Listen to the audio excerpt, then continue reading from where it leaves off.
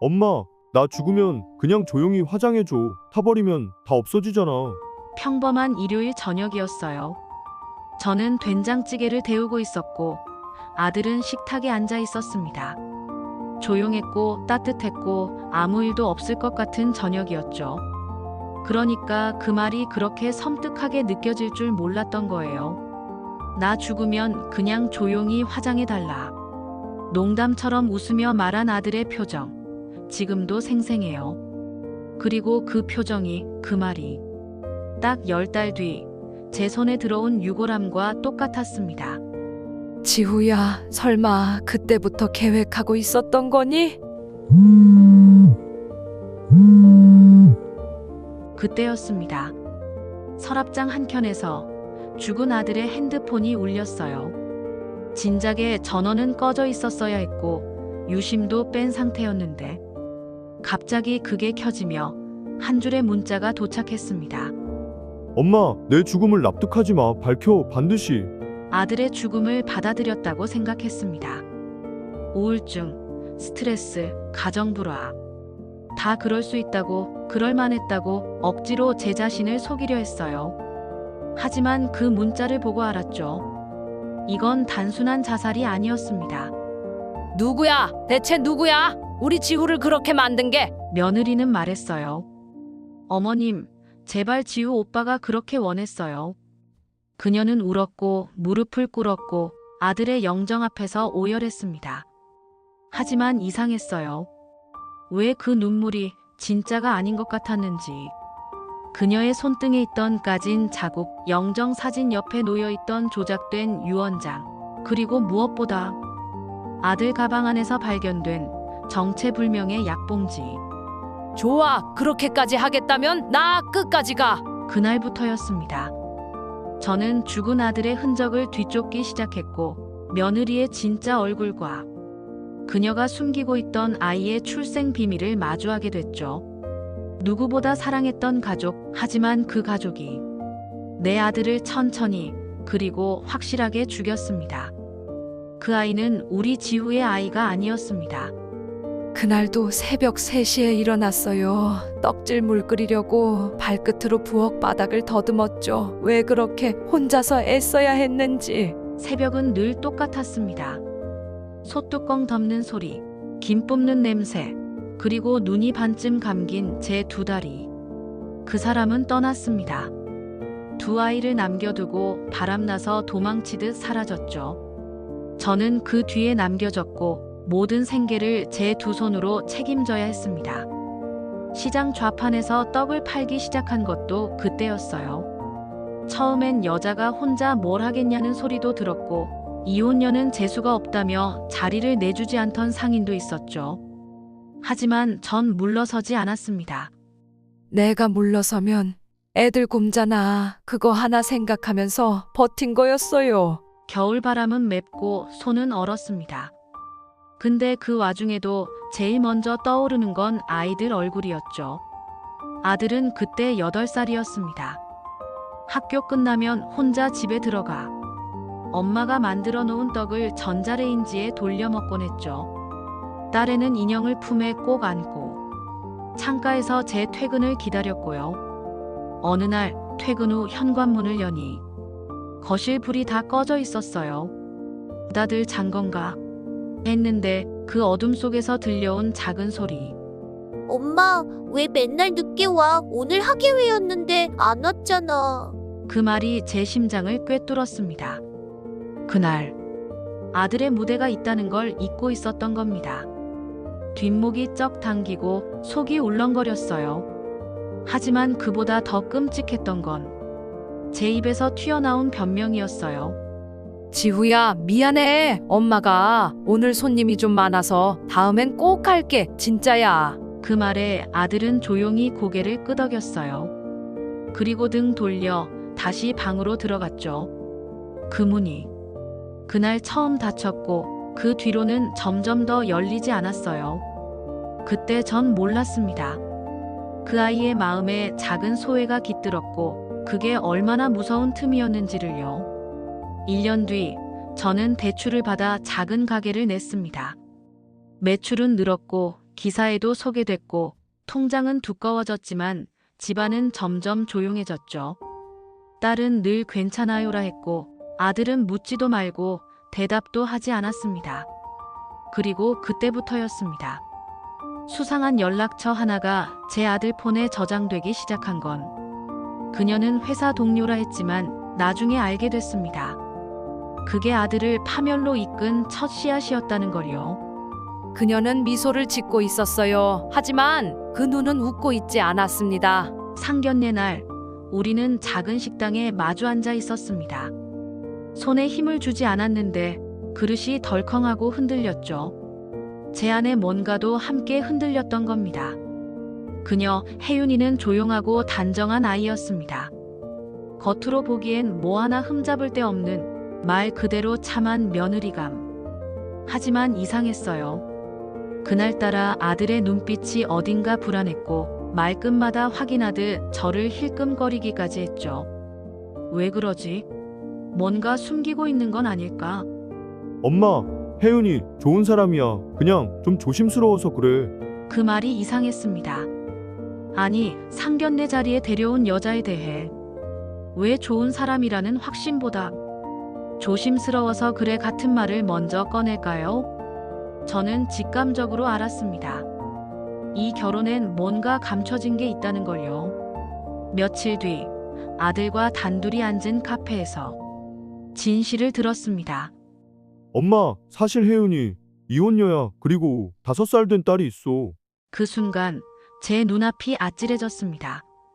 이건 단순한 결혼이 아니었어요. 제 아들이 누군가의 과거까지 떠안으려는 선택을 하고 있었던 거예요.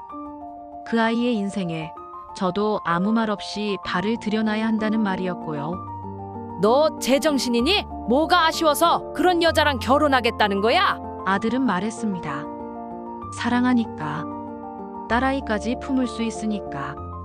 하지만 제 귀엔 그 말이 책임이 아니라 덫처럼 들렸습니다. 며느리는 말도 없이 저희 집에 새별이를 데리고 왔고 며칠 뒤부터 그 아이를 맡아달라는 부탁이 시작됐죠. 임신을 해서 힘들다. 유치원 등하원을 도와달라. 처음엔 도왔습니다. 진심으로 손녀처럼 품어주려 노력했죠. 하지만 갈수록 며느리는 그 도움을 권리처럼 받아들이기 시작했습니다. 어머님, 새별이도 이제 어머님 손주잖아요. 친손주 태어나면 혹시 새별이는 버리실 건가요? 그 말이 처음으로 저를 정면으로 찌른 며느리의 칼날이었습니다. 그 순간 확신했어요. 이 아이는 절 이용하고 있어요. 그리고 아들을 붙잡기 위한 미끼로 새별이를 내세우고 있는 거예요.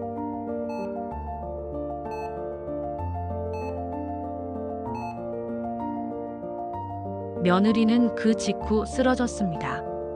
배가 아프다며 병원에 실려갔고 그 자리에서 아들은 제게 외쳤죠. 엄마가 무슨 말을 했길래 혜윤이가 실신까지 한 거야. 이런 식이면 정말 연 끊고 살 거야. 그 말 들었죠.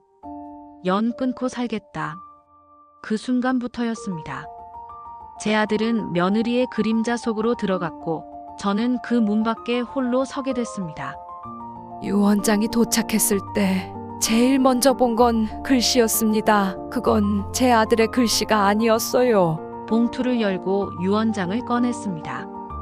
종이 끝에 묘하게 번진 펜 흔적이 눈에 띄었어요. 그리고 사인. 그 사인이 너무나 낯설었습니다. 제 아들은 항상 기억자를 유난히 꺾어서 썼습니다. 어릴 때 글쓰기 시간에 그걸로 선생님께 자주 혼나곤 했죠. 하지만 유언장 속 글씨는 매끈하고 반듯한 모범 교과서체였습니다. 지후야, 너 이거 안 썼지? 쓰라고 한 사람 따로 있는 거지? 그날 밤 창밖에서 찬바람이 스쳤습니다. 저는 그 유언장을 무릎에 놓고 밤새도록 들여다봤습니다. 글씨를, 문장을, 그리고 그 끝에 남겨진 한 줄.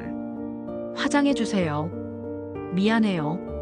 아니야, 넌 화장 싫어했어. 불 무서워했잖아. 그럼 이건 누가 쓴 거야? 그 다음 날 저는 아들의 핸드폰을 다시 켰습니다. 이미 초기화됐다고 들었지만 기적처럼 카카오톡 백업 파일 하나가 살아 있었습니다.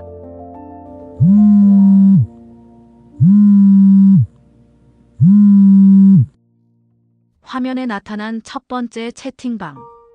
대화 상대는 미지정 번호. 내일 아침 약 보내. 그 사람 모르게. 보험 접수 오늘 중에 해놔.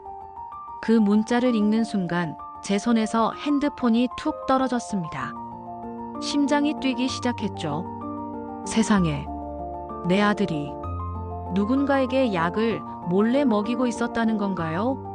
지후야, 도대체 무슨 일이 있었던 거야? 왜 말 안 했어? 왜 엄마한테 말 안 했어? 며느리는 여전히 눈물 흘리며 조문객들을 맞이하고 있었습니다. 하지만 저는 더는 못 참았습니다. 빈소 옆에서 그녀를 불렀습니다.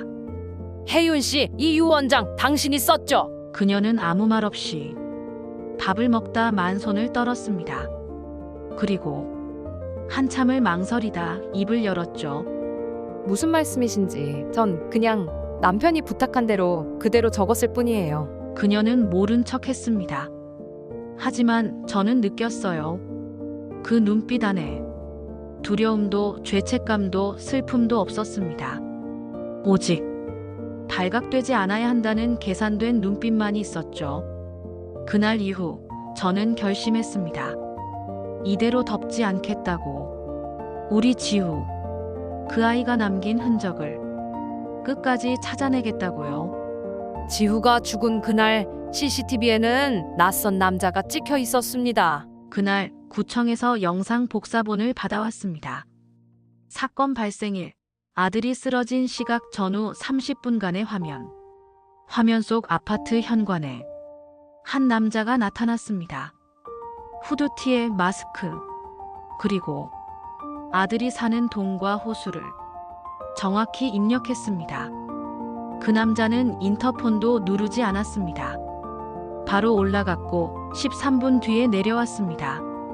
손에 들려있던 검은 가방, 그리고 무표정. 전직 경찰 지인에게 그 영상을 보여주자 그가 말했습니다. 이건 단순한 친구나 택배기사가 아니야.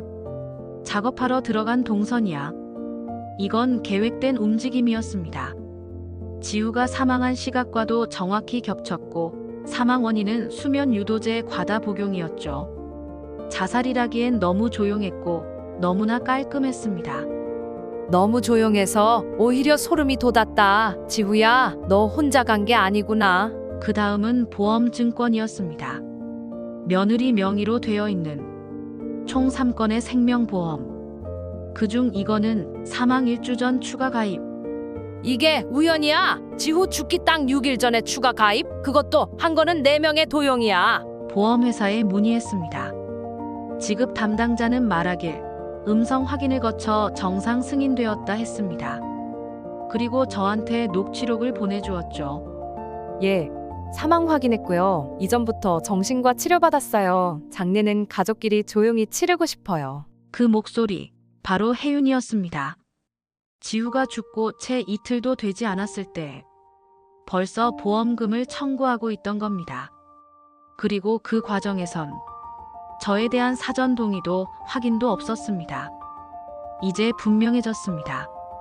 그녀는 지우의 죽음을 하나의 계획으로 만들고 있었던 것.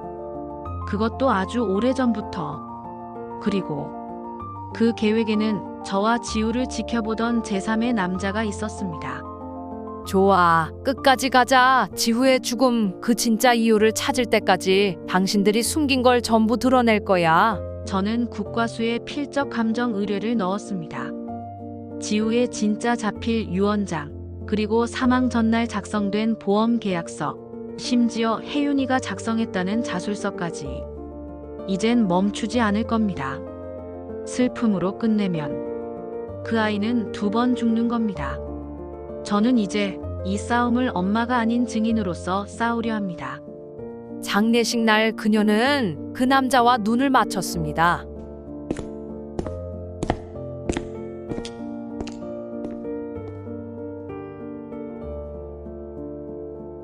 그날 장례식장은 조용했습니다. 눈물은 있었지만 고통은 느껴지지 않았습니다. 사람들은 조문하러 왔고 그녀는 검은 옷을 입고 아들의 영정 앞에서 고개를 숙였습니다. 그 모습만 보면 누가 봐도 가엾은 젊은 미망인이었겠죠. 하지만 전 봤습니다. 그녀가 조문객들 틈에 섞여 있던 한 남자와 눈을 맞추고 고개를 끄덕였던 그 순간을. 슬픈 사람은 그렇게 단단하게 눈을 맞추지 않습니다. 무너지기 마련이에요. 그런데 그녀는 오히려 편안해 보였어요. 그 남자는 곧바로 조문도 없이 사라졌습니다. 명부의 이름도 남기지 않았고 향도 피우지 않았습니다. 익숙한 얼굴이었습니다. 어디선가 본 것 같은, 하지만 이름은 모르는 사람. 며느리의 결혼 전 휴대폰 사진첩에 흔하게 등장하던 남자. 그녀는 그를 사촌 오빠라고 말했지만 그날 저는 그들이 사이 좋은 친척 사이 그 이상이라는 걸 알아차렸습니다. 며칠 후 장례비 관련 서류를 받기 위해 장례식 업체를 방문했습니다. 담당자는 말했습니다. 남편분은 사위분이 아닌데 지난번에 장례 절차를 대신 정리해 주셨잖아요. 뭐라고요? 누가 절차를 대신 정리했다고요? 장례식장 측 CCTV를 요청했습니다. 그곳엔 장례 전날 밤 검은 옷을 입고 장례 담당자와 이야기하던 그 남자의 모습이 찍혀 있었습니다.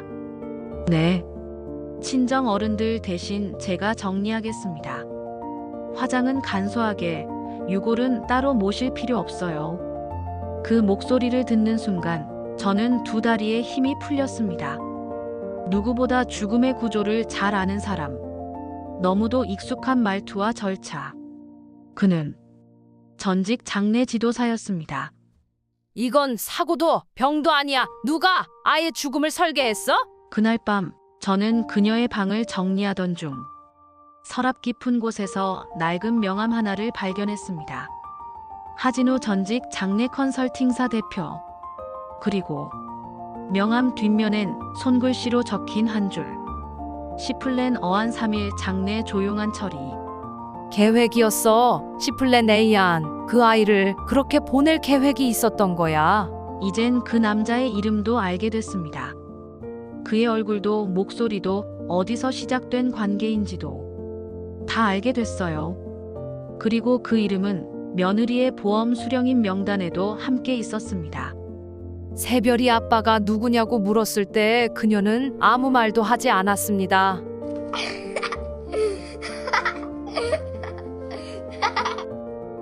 그날 새별이는 거실에서 뛰어놀고 있었습니다. 천진난만하게 저를 할머니라 부르며 안겼죠. 하지만 그 아이를 품에 안고 있던 순간 문득 눈빛에서 지우가 보이지 않았습니다. 입술 라인, 눈매, 무언가 너무 달랐습니다. 물론 꼭 닮아야 할 필요는 없죠. 하지만 그날 저는 확신할 수 없는 무언가에 자꾸만 시선이 머물렀습니다. 그날 밤 지인의 도움으로 민간 유전자 감식 기관에 샘플을 맡겼습니다. 지후의 유품에서 나온 DNA, 그리고 새별이의 칫솔모. 3일 뒤 결과가 나왔습니다. 북의 유전자 일치율 0%입니다. 지후가 그 아이의 아빠가 아니었어요. 그제서야 모든 퍼즐이 맞춰졌습니다. 그 남자, 장례식장에서 나타났던 남자, 그리고 지후가 죽기 직전까지도 말없이 참고 있던 이유. 지후야, 혹시 그 아이가 누구 아이인지 알고 있었던 거니? 그날 밤 며느리를 불렀습니다. 조용히 앉아 새별이를 재운 후에 말했죠. 내가 안다. 지후가 새별이 친아빠가 아니라는 거. 그녀는 아무 말도 하지 않았습니다. 아니, 말할 수 없었던 겁니다. 그녀의 침묵이 모든 걸 증명했죠. 잠시 뒤 그녀는 조용히 자리에서 일어나 방으로 들어갔고 다시 나오지 않았습니다. 그녀는 그날 밤 새별이를 데리고 사라졌습니다. 어떤 연락도 없이, 그저 가스밸브도 잠그지 않고 현관문을 열고 나간 채 그 흔한 메모 한 장 없이 떠났습니다. 당신은 이제 지킬 것도 숨길 것도 없는 거지. 며느리의 노트북에서 누군가 최근 문서를 삭제한 흔적을 찾았습니다. 그중 하나. 폴더명은 지우를 위한 계획. 그 안에는 장례 일정표, 보험해지 예상 금액표 그리고 새별이 입양동에서 초안이 들어 있었습니다. 그녀는 지우의 아이가 아니라는 걸 알면서도 그 아이를 지우에게 맡기려 했습니다. 그 모든 게 보험과 유산을 위한 설계 안에 포함되어 있었던 거죠. 이젠 확실합니다. 지우는 끝까지 그녀의 진심을 몰랐던 게 아니라 알고도 감싸준 겁니다. 그래서 아무도 원망하지 않았고, 그래서 그 아이의 아버지가 되려 했고, 결국 그 대가로 그 자신의 생을 던졌던 겁니다. 그녀는 다시 돌아왔고 제 앞에 무릎을 꿇었습니다.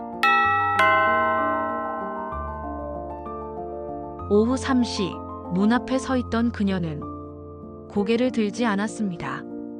그리고 신발도 벗지 않은 채 거실로 들어와 무릎을 꿇었습니다. 그녀는 울지도 않았고 아무 말도 하지 않았습니다. 그저 머리카락 너머로 이제는 미움조차 들지 않는 그 뒷모습이 보였습니다. 왜 왔니? 넌 도망갔잖아. 그 아이까지 데리고. 새별이가 아파요. 그 아이가 아빠를 찾고 있어요. 그 순간 그녀의 말이 제 심장을 긁었습니다.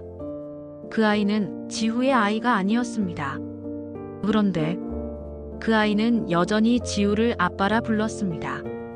그날 저는 주방 수납장 안에 숨겨두었던 녹음기를 꺼냈습니다. 이미 그녀의 목소리를, 그 남자의 음성을, 보험 설계와 통화 내용을 확보해 두었죠. 지우는 모르게 해야 해. 진우 오빠, 나 도장 찍는 건 준비됐어. 이걸로 충분하니? 이걸로 법정 가도 되겠니? 혜윤 씨? 그녀는 고개를 숙인 채 고개를 3번 끄덕였습니다. 그 다음 천천히 손을 꺼내 한 장의 종이를 내밀었습니다. 자백서 본인은 김지우의 사망 당시 타인과 공모하여 보험 관련 행위를 계획했음을 인정합니다. 그 사람 저 버렸어요. 지우가 죽고 나니까 저한텐 책임 없다고 했어요. 다 나 혼자 하라고 했어요. 그제야 모든 게 정리됐습니다. 그녀는 공범이었고 그 공범은 모든 책임을 그녀에게 넘기고 사라진 겁니다. 이제 경찰서 가자. 내가 도망쳐도 난 여기 있을 거야. 지우를 대신해서. 저는 그날 경찰서로 향하는 그녀 옆에 나란히 앉았습니다. 그녀는 조용히 웃었습니다. 그리고 이렇게 말했죠. 지우가 죽기 전 마지막으로 했던 말 알고 싶으세요? 말해봐. 우리 엄마는 항상 내 편이었으면 좋겠어. 그게 마지막이었어요. 그래. 그 아이는 끝까지 나를 믿었던 거야. 그래서 난 끝까지 그 아이의 편에 서 있을 거야. 이 싸움이 아무리 더러워져도. 그 남자의 본명은 내가 아는 이름이었습니다. 그날 밤 경찰이 전달한 사건 조사서에 공범 혐의자 신원 정보가 정리돼 있었습니다. 하진우, 1979년생, 전직 장례 지도사, 보험 사기 전과 이외. 그리고 그 아래 작게 쓰여 있었던 과거 개명 전 이름 하기철. 순간 손에 들고 있던 종이를 떨어뜨렸습니다. 그 이름, 하기철. 지우 아빠가 우리 가족에게서 도망치듯 사라졌던 그 해, 내게 2천만 원을 사기치고 달아난 이름이었습니다.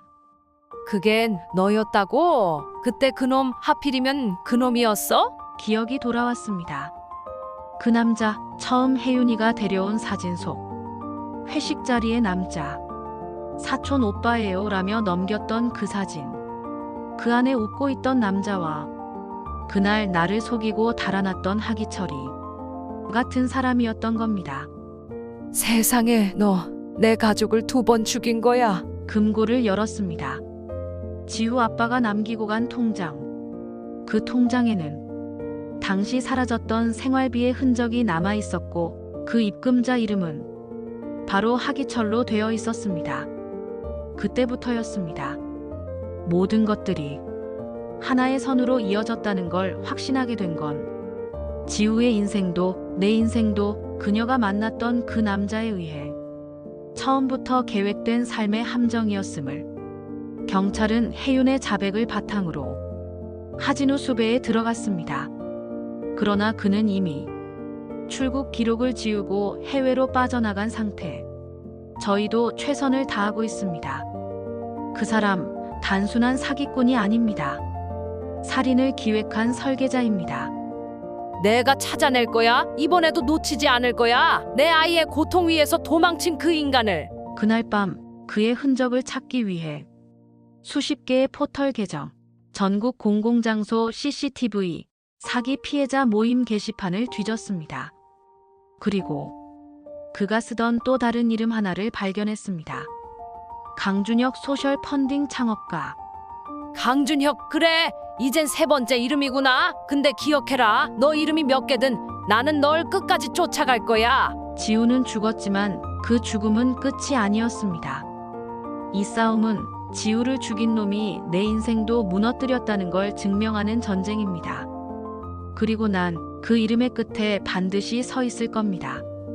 새별이가 남긴 그림 한 장, 그 안에 진실이 숨어 있었습니다. 그날 거실 구석에서 새별이가 그려둔 그림 몇 장을 발견했습니다. 지우가 죽기 전날 그녀는 조용히 앉아 혼자 뭔가를 그리고 있었죠. 그림 속엔 세 사람이 있었습니다. 하나는 긴 머리 여인, 하나는 안경 쓴 남자, 그리고 마지막 하나는 침대에 누워있는 남자. 옆에는 병 모양의 작은 물건과 X 표시가 된 하트가 있었습니다. 이건 지훈이? 그리고 이 사람, 그 남자야? 그림 뒷면엔 짧게 적혀 있었습니다. 아빠는 자고 있어요. 엄마랑 진우 아저씨가 도와줬어요. 그 글씨는 아직 익숙하지 않은 초등아이의 서툰 손글씨. 하지만 거기엔 가장 명확한 진실이 담겨 있었습니다. 새별이는 봤어. 지우가 죽기 전 그 순간을, 그리고 기억하고 있었던 거야. 그 그림을 휴대폰으로 찍어 형사에게 전송했습니다. 그림은 이제 단순한 추억이 아닌 목격 진술로서의 가치를 갖게 됐습니다. 형사는 말했습니다. 이 그림 형법상 진술 간접 증거로 채택 가능할 수 있어요. 특히 아동이 그린 경우 거짓보다 기억에 의존하거든요. 며느리는 그 그림을 보고 순간 얼굴이 하얗게 질렸습니다. 그리고 그 앞에서 또다시 고개를 떨궜습니다.